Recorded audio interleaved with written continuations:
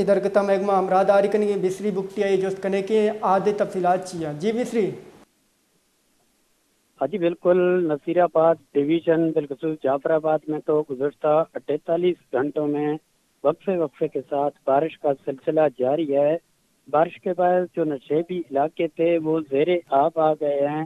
جعفر آباد ویسے بھی سیلاب زدہ علاقہ ہے۔ 2022 میں جو سیلاب آیا تھا بارشوں کے بعد جو نہریں تھیں یا سیم کینال تھے ان کے شگاف پر نہیں کر دیے گئے تھے، تو ان کی وجہ سے بھی سیلابی صورتحال اختیار کر گیا ہے، لیکن اس وقت حالات فی الحال کنٹرول میں ہیں۔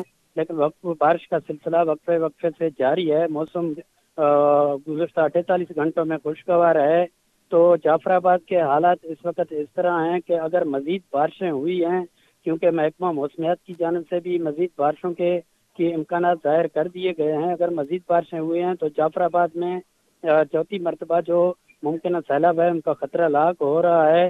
تو شہریوں نے، یہاں کے جو عوام ہے، انہوں نے انتظامیہ سے اپیل کی ہے جو پرانے شگاف تھے ان کو بالفور پر کیا جائے، کیونکہ یہ مونسون کا اسپیل چل رہا ہے اور یہ طاقتور اسپیل ہے۔